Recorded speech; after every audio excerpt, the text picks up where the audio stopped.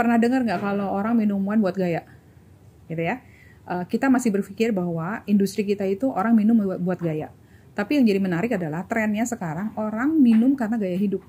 Untuk teman-teman yang di F&B service yang berpikir bahwa F&B itu melulu tentang waiter, bartender, barista, that's actually very interesting position namanya sommelier. Dan kalau diperhatiin sommelier pekerjaan paling beratnya ngangkat satu box wine loh dibandingkan dengan pekerjaan di bidang lain gitu ya. Dan yang paling menyenangkannya kita bisa minum wine terus-menerus pada saat tamunya juga minum wine.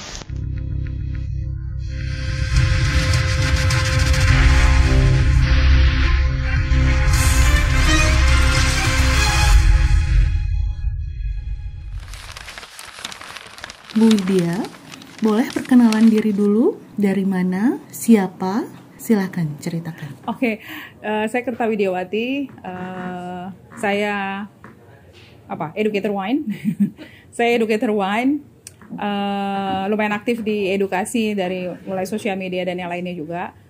Saya certified educator dari Wine and Spirit Educational Trust dari UK untuk program wine dan spirit di Indonesia. Sudah berapa lama Ibu Widya berkecimpung di dunia wine? Berarti as a sommelier? Sebetulnya gini, kalau di term ya, saya lebih prefer dibilang educator instead of sommelier. Karena kalau educator, we teach people, we guide them, gitu. Jadi saya basically teaching the sommelier for that position. Oke.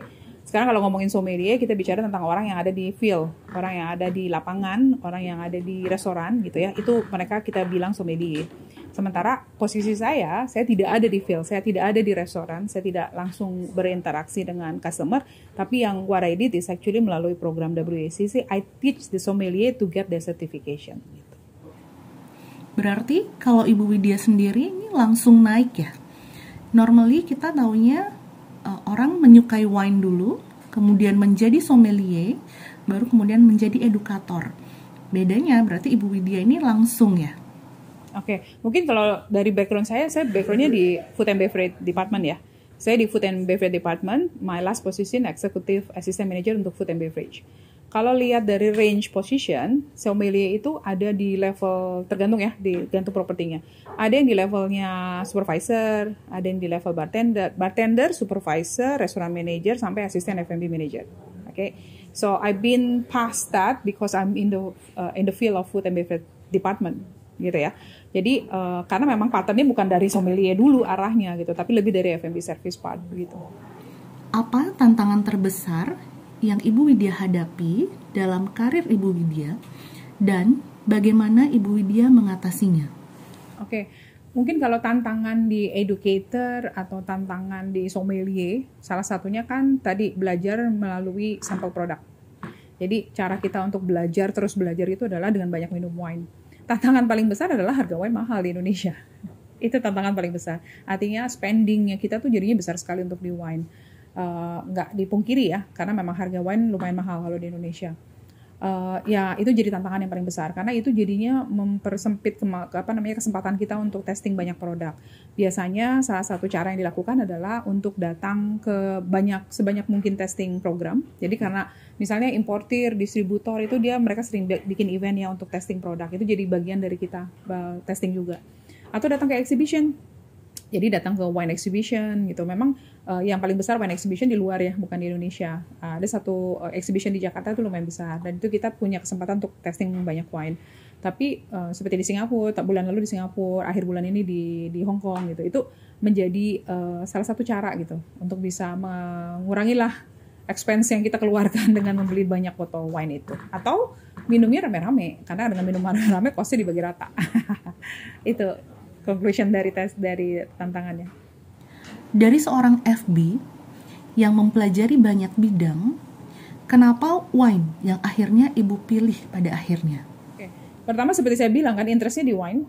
Terus sebetulnya gini, di awal tuh saya berkecimpung banyak banget di asosiasi. Saya presiden Indonesia Sommelier Association untuk Bali chapter dari mulai pembentukan jadi 19 something ya, 2000-an, 2009 kalau nggak salah, dari 2009. Itu 8 tahun saya jadi presidennya. Fokus dari asosiasi itu adalah edukasi. Jadi kita rekrut member untuk mengedukasi mereka dan memberikan kesempatan mereka untuk bisa kompetisi sampai international competition. Jadi ke situ ya, larinya lebih passionnya ke sana. Mulai dari aktif di asosiasi, kemudian banyak teaching proses di situ. Kemudian ketemu dengan Head and Wine, yang Head and Wine juga punya visi yang sama sebagai produser minuman yang tahun ini bahkan 30 tahun, pionir di Indonesia membuat wine. Salah satu misi mereka bukan cuma membuat produk yang baik, tapi juga memberikan edukasi ke sebanyak mungkin orang. Karena sebetulnya ujung-ujungnya semakin banyak orang yang teredukasi, semakin banyak orang yang mengerti tentang wine, semakin tinggilah apresiasi orang terhadap wine, gitu ya. Jadi bersambut lah gitu ya, mulai dari F&B, asosiasi, sampai akhirnya ke Head and Wine. Karena dulu pada saat asosiasi, the biggest contributor yang ngasih ke kita untuk support asosiasi adalah Head and Wine. Gitu. Bagaimana Ibu memandang perubahan tren dalam industri wine dan bagaimana Ibu beradaptasi dengannya? Oke. Pernah dengar nggak kalau orang minum wine buat gaya? Gitu ya. Kita masih berpikir bahwa industri kita itu orang minum buat gaya. Tapi yang jadi menarik adalah trennya sekarang orang minum karena gaya hidup. Jadi dealing business, they use wine as a melting pot. Cocktail party, corporate cocktail party, they use wine as well. Appreciate dinner, they use wine. Jadi sekarang orang udah mulai banyak menggunakan wine itu sebagai jadi gaya hidup, bukan lagi buat gaya. Nah itu yang menjadi menarik buat di industri. Artinya kalau dilihat dari seberapa banyak request industri terhadap posisi sommelier, itu bisa menjadi indikasi. Saya ini setiap hari through sosial media, email, corporate, banyak sekali perusahaan bahkan di luar negeri dan bahkan cruise line itu mencari sommelier. Itu artinya banyak sekali di industri ini memerlukan posisinya sommelier. Dan itu membuka peluang jauh lebih banyak lagi bahwa untuk teman-teman yang di F&B service yang berpikir bahwa F&B itu melulu tentang waiter, bartender, barista, there's actually very interesting position namanya sommelier. Dan kalau diperhatiin sommelier pekerjaan paling beratnya ngangkat satu box wine loh dibandingkan dengan pekerjaan di bidang lain gitu ya. Dan yang paling menyenangkannya kita bisa minum wine terus-menerus pada saat tamunya juga minum wine. So indikasinya adalah sudah menjadi gaya hidup.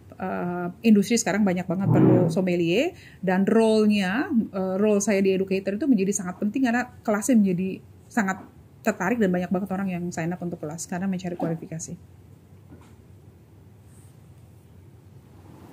Apa ada mentor atau tokoh dalam industri wine yang berpengaruh untuk Ibu?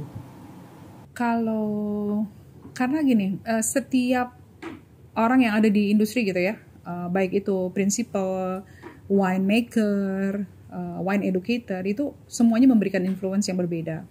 Cuman ada satu, jadi waktu di perjalanan saya di asosiasi, ada orang namanya Tommy Lam. Okay? Tommy Lam itu dia educator, dia juga yang banyak running asosiasi di berbagai negara. Dia yang melakukan inisiasi untuk melakukan Asia competition gitu ya, untuk sommelier competition. Dan saya melihat seberapa besar passion dia, dan bukan cuma passion terhadap industrinya tapi juga terhadap edukasi. Jadi saya melihat bahwa orangnya udah lumayan senior sekali ya, tapi ngelihat dia passionnya tuh luar biasa. Jadi saya belajar banyak dari Tommy Lam dan menjadi inspirasi bahwa kayaknya cukup menarik juga gitu untuk melihat perjalanan beliau passing through education gitu ya, in all over Asia country gitu.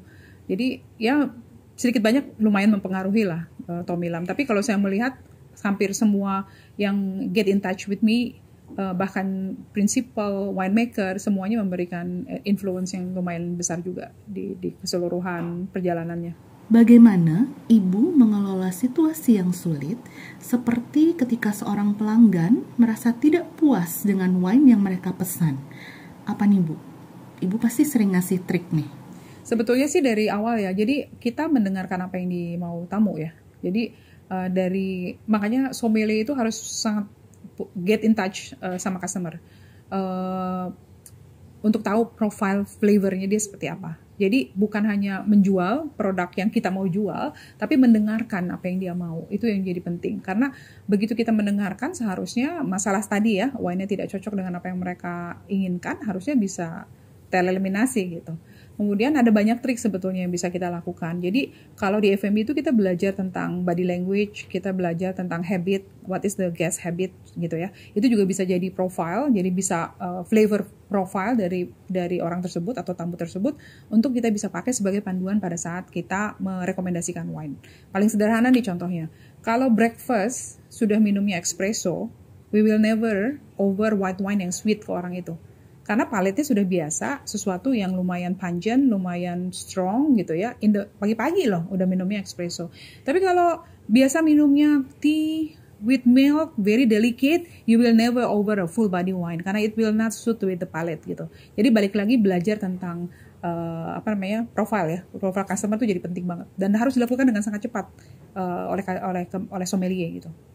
Apa yang menurut Ibu menjadi tren terkini dalam dunia wine dan bagaimana Ibu memperhatikannya? Maksudnya bagaimana Ibu memperhatikan tren dalam dunia wine saat ini? Mungkin kalau refer ke cerita saya tadi ya, udah mulai jadi gaya hidup. Kalau di Indonesia masih pakai trennya, ini cukup menarik. Kalau di Bali, the highest selling is white wine. Kalau di Jakarta, red wine. Okay, that's another thing. Terus cara orang consume wine-nya gitu kan. Nah, itu sebetulnya bisa mendorong juga approach apa yang dilakukan oleh sommelier.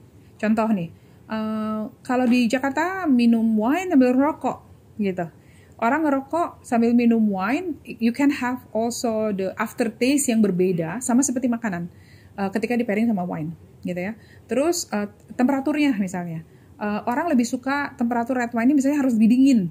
Karena tadi biar alkohol atau taninnya nggak terlalu berasa, misalnya kayak gitu. Jadi ada beberapa hal yang bisa kita adjust, disesuaikan dengan tren atau polanya orang consumption-nya lebih kemana gitu. Jadi kayaknya yang paling penting sih psikologi pelayanannya ya untuk bisa dapetin itu. Dan itu harus dilakukan melihat dari keseluruhan cara mereka consume, apa yang dia makan, apa yang menjadi habit, apa yang menjadi tren gitu. Dari apa yang mereka order itu aja udah bisa jadi indikasi kira-kira wine apa yang kita bisa tawarkan ke mereka.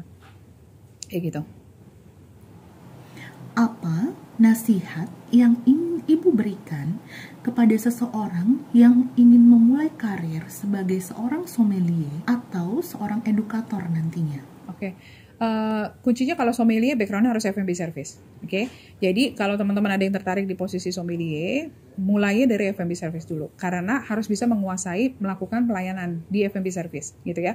Jadi basic di floor itu harus dikuasain gitu. Itu dulu yang pertama. Yang kedua adalah belajar, nggak ada pilihan.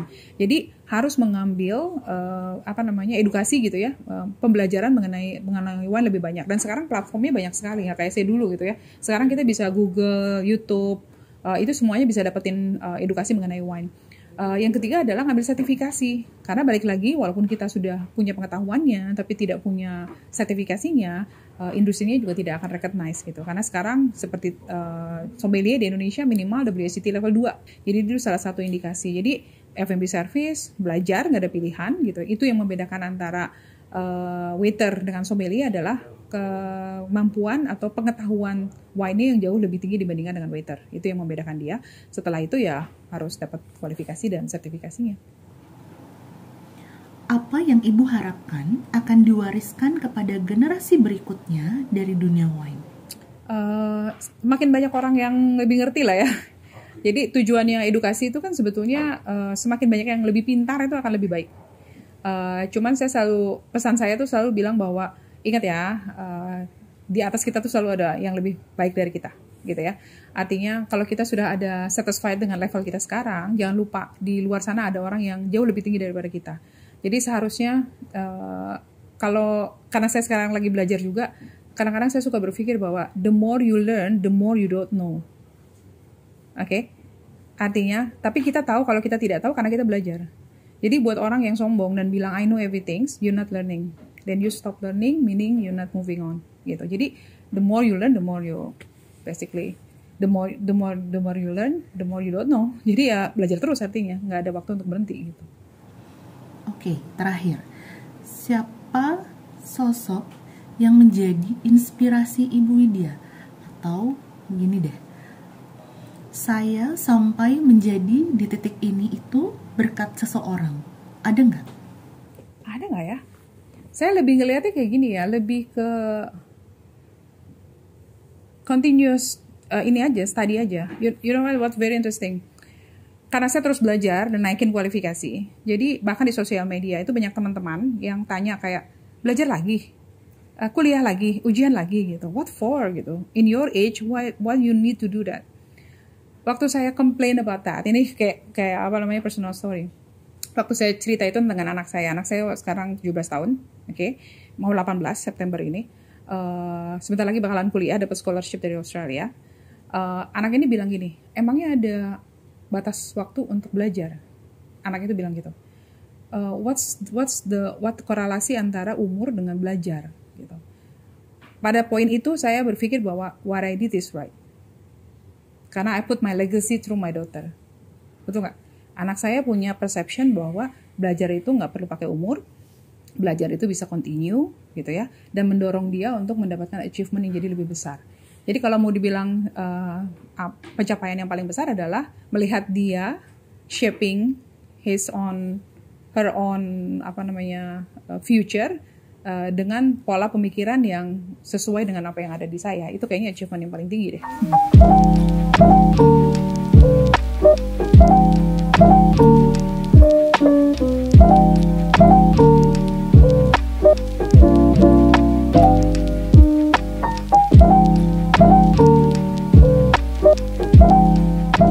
Hari ini ada kelas dari Elizabeth International untuk wine and food pairing. Yang menjadi menarik adalah bagaimana Elizabeth International mendorong mahasiswanya untuk terus belajar bahkan di field yang sangat spesifik gitu ya mengenai wine and food pairing. Dan ini sebetulnya program yang menjadi fondasi terutama untuk yang di culinary atau di F&B service untuk mempunyai kemampuan memandu padankan antara wine dan makanan, dan itu rare gitu ya. Tidak banyak kampus yang melakukan ini, dan salut luar biasa kepada Elizabeth International yang mau memberikan dorongan yang sangat kuat untuk mahasiswanya untuk mempunyai pengetahuan yang lebih mengenai wine dan food pairing.